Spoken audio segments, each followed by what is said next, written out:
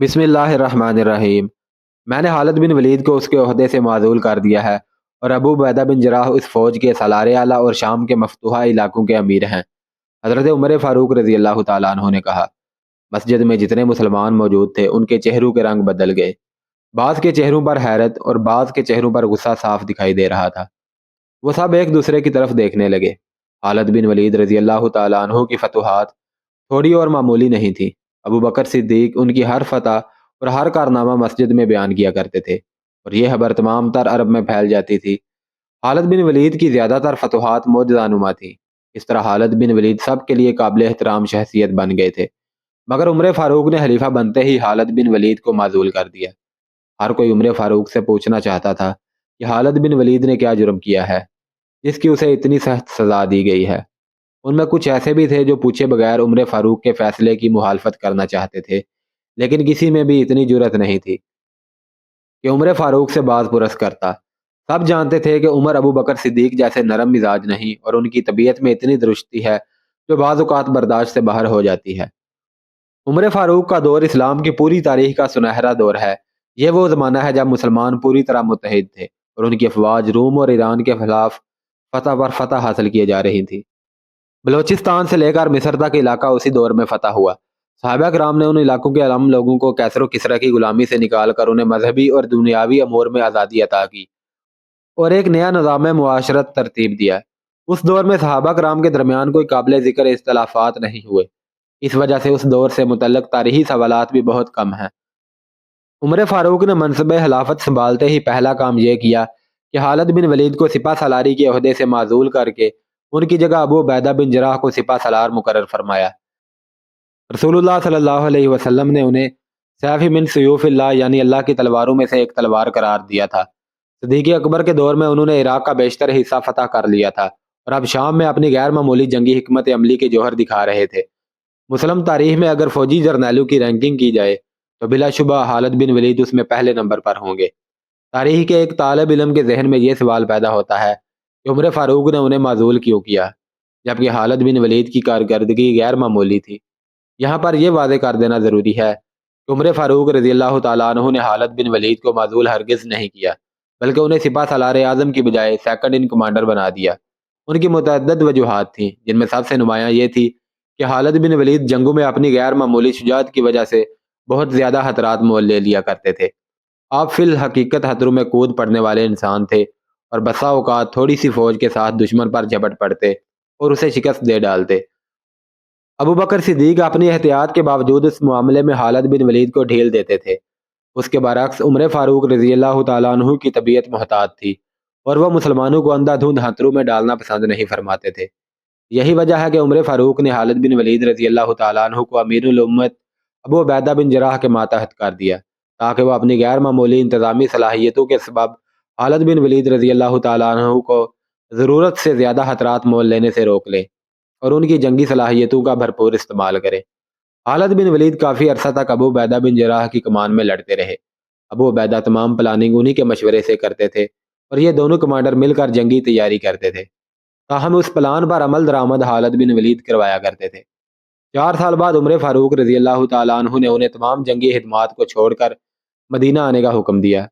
طبری نے اس سلسلے میں سیف بن عمر کی روایت نقل کی ہے جو کہ نہایت ہی ضعیف راوی ہے اور جھوٹی روایات کے لیے مشہور ہے۔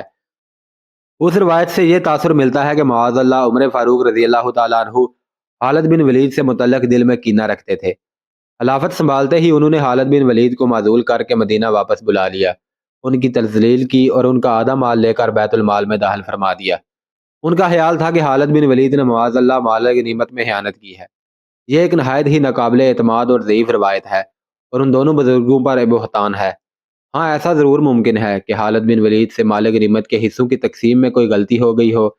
عمر فاروق رضی اللہ تعالیٰ عنہ نے حساب کیا تو ان کی طرف کچھ رقم زیادہ نکلی جو عمر فاروق نے ان سے لے کر بیت المال میں داخل کر دی اور شام کے لوگوں کو تحریر لکھ کر بھیجی جس میں خالد بن ولید کی معزولی کی وجوہات بیان کی۔ روایت یہ ہے کہ جب خالد بن ولید رضی اللہ تعالیٰ عنہ عمر فاروق رضی اللہ تعالیٰ عنہ کے پاس پہنچے تو ان سے شکایت کی اور کہا، میں نے آپ کی یہ شکایت مسلمانوں کے سامنے بھی بیان کی تھی، واللہ آپ نے مجھ سے اچھا سلوک نہیں کیا۔ عمر فاروق نے فرمایا، یہ بتائیے کہ آپ کے پاس یہ دولت کہاں سے آئی؟ انہوں نے جواب دیا، مال غنیمت اور میرے مقرر حصوں سے 60,000 سے زائد جو رقم ہو وہ آپ کی یعنی بیت المال کی ہے۔ اس پر عمر فاروق رضی اللہ تعالیٰ عنہ نے ان کے ساز و سامان کی قیمت لگائی تو ان کی طرف 20,000 نکلے۔ اس رقم کو انہوں نے بیت المال میں داخل کر دیا تو عمر رضی اللہ تعالیٰ عنہ نے فرمایا، خالد واللہ آپ میرے نزدیک نہایت ہی معزز شخصیت ہیں، میں آپ کو بہت پسند کرتا ہوں اور آج کے بعد آپ کو مجھ سے کوئی شکایت نہیں ہوگی۔ عدی بن سہیل کی روایت ہے کہ عمر فاروق رضی اللہ تعالیٰ عنہ نے تمام شہر والوں کو لکھ کر بھیجا، میں نے خالد بن ولید کو ناراضگی یا بد دیانتی کی وجہ سے معزول نہیں کیا، بلکہ اس کی وجہ یہ تھی کہ مسلمان ان سے محبت کرنے لگے ہیں، اس لیے مجھے اندیشہ ہوا کہ وہ ان پر بے حد بھروسہ اور اعتماد نہ کریں اور کسی دھوکے میں مبتلا نہ ہو جائیں۔ اس لیے میں نے چاہا کہ انہیں حقیقت معلوم ہو جائے کہ در حقیقت اللہ تعالیٰ ہی کارساز ہے، اس لیے انہیں کسی فتنے میں مبتلا نہیں ہونا چاہیے۔ دلچسپ بات یہ ہے کہ یہ روایت بھی سیف بن عمر نے ہی روایت کی ہے اور ان صاحب کی دونوں روایتوں میں تضاد موجود ہے۔ ہمارے نزدیک یہ دوسری روایت ہی درست ہے۔ اس روایت سے خالد بن ولید رضی اللہ تعالیٰ عنہ کی معزولی کی ایک اور وجہ سامنے آتی ہے، اور وہ یہ ہے کہ بعض مسلمانوں کے اندر یہ تصور پیدا ہو گیا تھا کہ جو فتوحات ہو رہی ہیں وہ خالد بن ولید رضی اللہ تعالیٰ عنہ کی موجودگی کی وجہ سے ہیں۔ اس طرح سے ان میں شخصیت پرستی پیدا ہونے کا اندیشہ تھا۔ اگلا مارکا ایک ہی ہفتے بعد آ گیا۔ ابو عبیدہ کو فوج کی کمان کے لیے ابھی ایک ہی ہفتہ گزرا تھا۔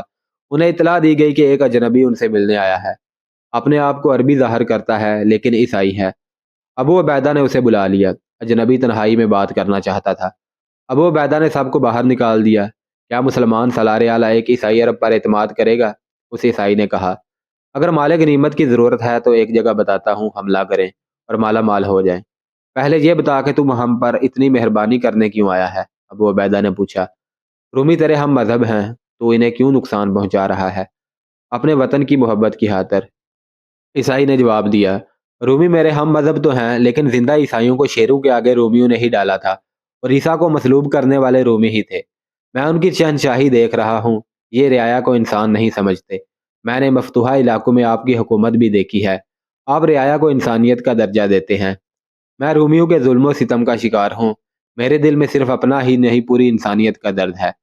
میں مسلمان نہیں لیکن میں یہ تو فخر سے کہہ سکتا ہوں کہ میں عربی ہوں اور عرب کے لوگ اچھے ہوتے ہیں۔ اس عیسائی عرب نے ابو عبیدہ کو متاثر کر لیا۔ ابو عبیدہ نے اس سے پوچھا کہ وہ کون سی جگہ بتا رہا ہے جہاں حملہ کرنا ہے۔ ابو القدس، عیسائی عرب نے جواب دیا، اور یہ بتا کر کہ یہ مقام ابو القدس کتنی دور اور کہاں ہے، ابو عبیدہ کو بتایا کہ 2-3 دنوں میں وہاں ایک میلہ شروع ہونے والا ہے۔ اس میں دور دور کے تاجر بیچنے کے لیے مال لائیں گے، بڑی قیمتی اشیاء کی دکانیں لگیں گی، بڑے دولت مند خریدار آئیں گے۔ اگر آپ کو مال غنیمت چاہیے تو چھوٹا سا ایک دستہ بھیج کر سارے میلے کا مال سمیٹ لیں۔ کیا اس میلے کی حفاظت کے لیے رومی فوج کا کوئی دستہ وہاں ہے؟ ابو عبیدہ نے پوچھا۔ نہیں ہوگا، عیسائی عرب نے جواب دیا۔ میں یہ جانتا ہوں کہ بحیرہ روم کے ساحلی شہر طرابلس میں رومی فوج موجود ہے، وہاں سے فوج اتنی جلدی ابو القدس نہیں پہنچ سکتی۔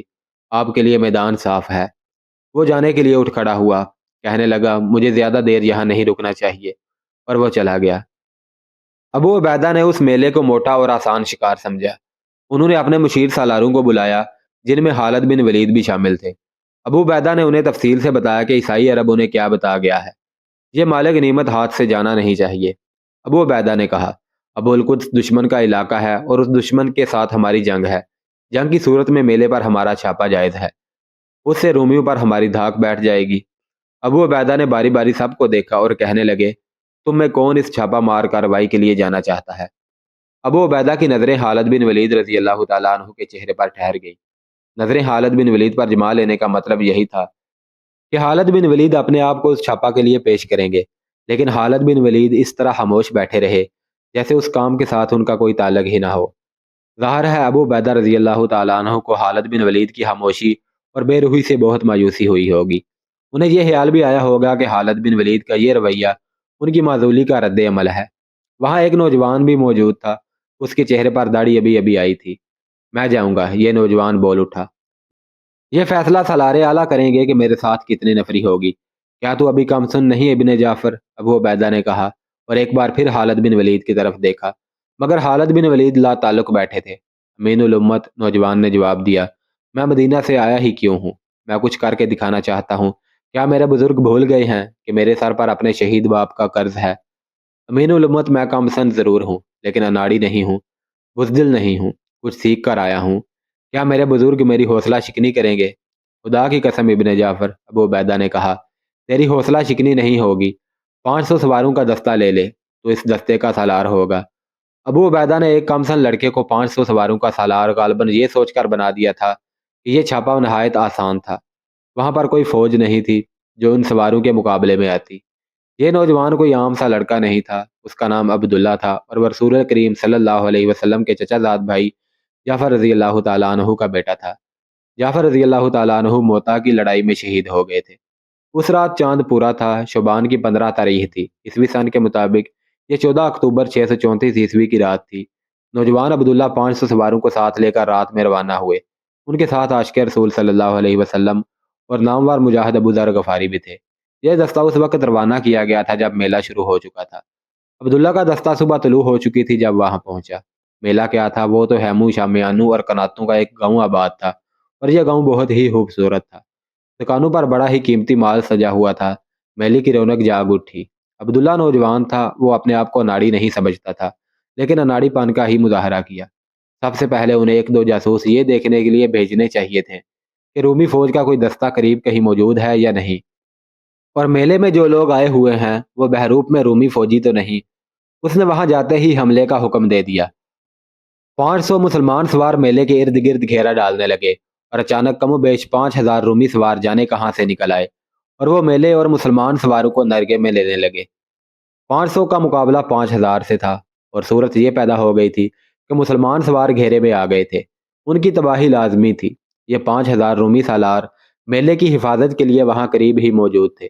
انہیں معلوم تھا کہ مسلمان بہت تیز پیش قدمی کیا کرتے ہیں، کہیں ایسا نہ ہو کہ مسلمان فوج اچانک آ جائے اور میلے کو لوٹ لے۔ مسلمان سوار رومی سواروں کے گھیرے سے نکلنے کے لیے گھوڑے دوڑا رہے تھے، لیکن کہاں 500 اور کہاں 5000۔ مسلمان جدھر جاتے تھے ادھر سے روک لیے جاتے تھے۔ میلے میں بھگدڑ مچ گئی، لوگوں کی چیخو پکار تھی۔ دکاندار اپنا مال سمیٹ رہے تھے، اور جن کے پاس رقمیں تھیں وہ بھاگ رہے تھے۔ کئی ایک گھوڑے تلے کچلے گئے۔ مسلمان ہر میدان میں قلیل تعداد میں لڑے ہیں۔ اس سے انہیں اپنے سے کئی گنا زیادہ لشکر سے لڑنے اور فتح یاب ہونے کا تجربہ تھا۔ انہوں نے 500 کی تعداد میں 5000 کا گھیرا توڑنے کی کوشش کی، لیکن کامیابی کی کوئی صورت نظر نہ آئی۔ انہوں نے کسی کی ہدایت کے بغیر ہی اپنے آپ کو گول ترتیب میں کر لیا اور رومیوں کا مقابلہ کرنے لگے۔ عبداللہ لڑ سکتا تھا، اس خطرناک صورتحال میں اپنے سواروں کی قیادت نہیں کر سکتا تھا۔ وہ سپاہیوں کی طرح بے جگری سے لڑ رہا تھا۔ ابو ذر غفاری بھی جان پر کھیل کر لڑ رہے تھے۔ تمام سوار آگے بڑھ بڑھ کر رومیوں پر حملے کر رہے تھے اور رومیوں کے حملے روکتے بھی تھے۔ ان کی گول ترتیب اس طرح تھی کہ سب کے منہ باہر کی طرف تھے، یعنی ان کا عقب تھا ہی نہیں جس پر دشمن کے حملے کا خطرہ ہوتا۔ رومیوں نے جب مسلمانوں کو اس انوکھی ترتیب میں دیکھا تو وہ سٹ پٹائے اور آگے بڑھنے میں محتاط ہو گئے، لیکن ان کی تعداد 10 گنا تھی اور وہ لڑنا جانتے تھے۔ ان کے محتاط ہونے سے صرف یہ فرق پڑا تھا کہ مسلمانوں کی تباہی تھوڑی دیر کے لیے ملتوی ہو گئی تھی۔ یہ ممکن ہی نہیں تھا کہ 500 سوار 5000 سواروں کے نرگے سے زندہ نکل آتے۔ یہ 500 مجاہدین اپنے سالار اعلیٰ کی ایک خطرناک لغزش کی سزا بھگت رہے تھے۔ ابو عبیدہ امین الامت تھے، زہد و تقویٰ میں بے مثال تھے۔ صحابہ کرام میں ان کا مقام سب سے بلند تھا، لیکن حکومت کرنے کے لیے اور فوج کی قیادت کے لیے اور جنگی امور اور کارروائیوں میں فیصلہ کرنے کے لیے صرف ان اوصاف کی ضرورت نہیں ہوتی، بلکہ یہ اوصاف بعض حالات میں قوم اور فوج کو لے ڈوبتے ہیں۔ ابو عبیدہ کی سادگی کا یہ اثر کہ انہوں نے ایک عیسائی پر اعتماد کیا اور محض مال غنیمت کی خاطر 500 سواروں کو ایک نوجوان کی قیادت میں یہ معلوم کیے بغیر بھیج دیا کہ وہاں دشمن کی فوج موجود ہے یا نہیں۔ ابو عبیدہ اپنے سالاروں کے ساتھ بیٹھے ہوئے تھے۔ دمشق فتح ہو چکا تھا، اگلی پیش قدمی کا منصوبہ تیار ہو رہا تھا اور فوج آرام کر رہی تھی۔ ایک گھوڑ سوار گھوڑا سر پٹ دوڑاتا ابو عبیدہ کے خیمے کے قریب آ کر رکا۔ سوار کود کر اترا اور دوڑتا ہوا خیمہ میں داخل ہو گیا۔ وہ ہانپ رہا تھا، اس کے چہرے پر گرد کی تہ جمی ہوئی تھی۔ سب اس کی طرف متوجہ ہوئے۔ سالار اعلیٰ، اس نے ابو عبیدہ کو مخاطب کیا، وہ سب مارے جا چکے ہوں گے، وہ گھیرے میں آئے ہوئے ہیں۔ کون؟ ابو عبیدہ نے گھبرائے ہوئے لہجے میں پوچھا۔ کس کی بات کر رہے ہو؟ کون کس کے گھیرے میں آیا ہوا ہے؟ ابو القدس، سوار نے کہا۔ ابو القدس کے 500 سواروں کی بات کر رہا ہوں، ان کی مدد کو جلدی پہنچیں، ایک بھی زندہ نہیں رہے گا۔ جن مورخوں نے یہ واقعہ لکھا ہے ان سب نے لکھا ہے کہ یہ واحد سوار تھا جو میلے میں بھگدڑ مچ جانے سے فائدہ اٹھاتے ہوئے رومیوں کے گھیرے سے نکل آیا تھا۔ ابھی گھیرا مکمل نہیں ہوا تھا، اس مجاہد نے اندازہ کر لیا تھا کہ اس کے ساتھیوں کا کیا انجام ہوگا۔ اس نے انتہائی تیز رفتار سے گھوڑا دوڑایا اور دمشق پہنچا تھا۔ اس نے بڑی تیزی سے بولتے ہوئے تفصیل سے بتایا کہ ابو القدس کے میلے میں کیا ہوا اور کیا ہو رہا ہے۔ ابو عبیدہ رضی اللہ تعالیٰ عنہ کا رنگ زرد ہو گیا۔ انہوں نے خالد بن ولید کی طرف دیکھا۔ خالد بن ولید کے چہرے پر پریشانی کا گہرا تاثر تھا۔ ابو سلیمان، ابو عبیدہ نے خالد بن ولید سے التجا کے لہجے میں کہا، اللہ کے نام پر ابو سلیمان، تیرے سوا انہیں گھیرے سے اور کوئی نہیں نکال سکتا، جاؤ فوراً جاؤ، اللہ کی مدد سے میں ہی انہیں گھیرے سے نکالوں گا۔ خالد بن ولید نے جوش سے اٹھتے ہوئے کہا، میں تیرے حکم کے انتظار میں تھا امین الامت، مجھے معاف کر دینا ابو سلیمان۔ ابو عبیدہ نے کہا، میں نے تیری نیت پر شک کیا تھا، اس لیے حکم نہ دیا۔ میرا خیال تھا کہ معزولی نے تیرے اوپر بہت برا اثر کیا ہے۔ خدا کی قسم، مجھ پر ایک بچے کو سالار اعلیٰ مقرر کر دیا جائے گا تو میں اس کا بھی مطیع رہوں گا۔ خالد بن ولید نے کہا، مجھے تو رسول اللہ صلی اللہ علیہ وسلم کے امین الامت نے کہا ہے، کیا میں ایسے گناہ کی جرت کر سکتا ہوں کہ تیرا حکم نہ مانوں؟ میں تو تیرے قدموں کی حق کی برابری بھی نہیں کر سکتا۔ اور بتا دے سب کو کہ ابو سلیمان عبد الولید نے اپنی زندگی اسلام کے لیے وقف کر دی ہے۔ مورخ واقدی لکھتے ہیں کہ ابو عبیدہ کی آنکھوں میں آنسو آ گئے اور وہ کچھ دیر ابن الولید کو دیکھتے رہے۔ تجھ پر اللہ کی رحمت ہو، ابو عبیدہ نے کہا، جا ابو سلیمان، اپنے بھائیوں کی جانیں بچا۔ تاریخوں میں ایسی تفصیلات نہیں ملتی کہ خالد بن ولید اپنے ساتھ کتنے سو یا کتنے ہزار سوار لے کر گئے تھے۔ باقی حالات مختلف تاریخوں میں بیان کیے گئے ہیں۔ خالد بن ولید نے برہنہ مجاہد درار بن ازور رضی اللہ تعالیٰ عنہ کو ساتھ لیا تھا اور ان دونوں کے پیچھے ابو سلمان رسالہ سرپٹ گھوڑے دوڑاتا جا رہا تھا۔ خالد بن ولید اور درار تو گھرے ہوئے مجاہدین کی مدد کو چلے گئے، پیچھے ابو عبیدہ کی حالت بگڑ گئی۔ اللہ اللہ، وہ دعا کے لیے ہاتھ اٹھا کر گڑ گڑانے لگے۔ خلیفۃ المسلمین عمر فاروق نے مجھے لکھا تھا کہ مال غنیمت کے لالچ میں مجاہدین کو ایسی مشکل میں نہ ڈالنا کہ ان کی جانیں ضائع ہو جائیں۔ عمر فاروق نے لکھا تھا کہ فیصلہ کرنے سے پہلے دیکھ بھال کر لینا، مجھے معاف کر دینا اللہ، مجھ سے یہ کیا فیصلہ ہوا ہے۔ میں نے ایک عیسائی کی بات کو سچ مانا اور میں نے ایک کمسن لڑکے کو 500 سواروں کی کمان دے دی اور اسے اتنا بھی نہ کہا کہ وہ اپنے دستے کو دور روک کر ہدف کی دیکھ بھال ضرور کر لے۔ ابو عبیدہ کے رفیق سالار انہیں تسلیاں دیتے رہے، لیکن ابو عبیدہ نے جو 500 قیمتی سواروں کو اپنی لغزش کی بھٹی میں جھونک دیا تھا اس پر وہ مطمئن نہیں تھے۔ خالد بن ولید اور درار اپنے سواروں کے ساتھ انتہائی رفتار سے ابو القدس پہنچ گئے۔ وہاں مجاہدین کی حالت بہت بری تھی۔ خالد بن ولید کے حکم سے ان کی سواروں نے تکبیر کے نعرے لگانے شروع کر دیے۔ ان نعروں سے ان کا مقصد یہ تھا کہ گھیرے میں آئے ہوئے مسلمان سواروں کی حوصلہ افزائی ہو اور رومیوں پر دہشت طاری ہو۔ اس کے بعد خالد بن ولید رضی اللہ تعالیٰ عنہ نے اپنا نعرہ بلند کیا، انا فارس الجدید، انا خالد بن الولید۔ رومیوں نے پہلے مارکوں میں یہ نعرہ سنا تھا۔ اس نعرے کے ساتھ ہی مسلمانوں نے انہیں جس حالت میں کاٹا اور بھگایا تھا اسے تو وہ باقی عمر نہیں بھول سکتے تھے۔ رومی سوار اپنے نرگے میں لیے ہوئے مسلمانوں کو تو بھول ہی گئے تھے۔ خالد بن ولید رضی اللہ تعالیٰ عنہ نے اپنے سواروں کو پھیلا کر برق رفتار حملہ کرایا تھا تاکہ رومیوں کو آمنے سامنے کی لڑائی کی ترتیب میں آنے کی مہلت ہی نہ ملے۔ خالد بن ولید رضی اللہ تعالیٰ عنہ کو اپنی ایک کمزوری کا احساس تھا۔ وہ دمشق سے گھوڑوں کو دوڑاتے ہوئے ابو القدس تک پہنچے تھے۔ گھوڑے تھک گئے تھے، ان کے جسموں سے پسینہ ٹپک رہا تھا۔ خالد بن ولید رضی اللہ تعالیٰ عنہ کی کوشش یہ تھی کہ رومیوں کو جلدی بھگایا جائے ورنہ گھوڑے جواب دے جائیں گے۔ درار بن ازور نے اپنا وہی کمال دکھایا جس پر وہ رومیوں میں مشہور ہو گئے تھے۔ انہوں نے اپنی ہود، زرہ اور اپنی قمیض بھی اتار پھینکی اور رومیوں پر ٹوٹ پڑے۔ رومی سوار اتنی آسانی سے پیچھے ہٹنے والے نہیں تھے۔ وہ اپنے نرگے میں لیے ہوئے مسلمان سواروں میں سے کئی ایک کو شہید اور زیادہ تر کو شدید زخمی کر چکے تھے۔ ان میں سے جو بچ گئے تھے انہیں خالد بن ولید کے آ جانے سے نیا حوصلہ ملا۔ رومی خالد بن ولید اور درار کے سواروں کے مقابلے کے لیے مڑے تو پیچھے سے ان بچے گچے سواروں نے ان پر حلہ بول دیا جو کچھ دیر پہلے ان کے نرگے میں آئے ہوئے تھے۔ مارکا خون ریز اور تیز تھا۔ اب رومی گھیرے میں آ گئے تھے، ان کی تعداد زیادہ تھی۔ وہ سکڑتے تھے تو ان کے گھوڑوں کو کھل کر حرکت کرنے کی جگہ نہیں ملتی تھی۔ مسلمان سواروں نے انہیں بری طرح کاٹا اور زیادہ وقت وہ نہیں گزرا تھا کہ رومی سوار مارکے سے نکل کر بھاگنے لگے۔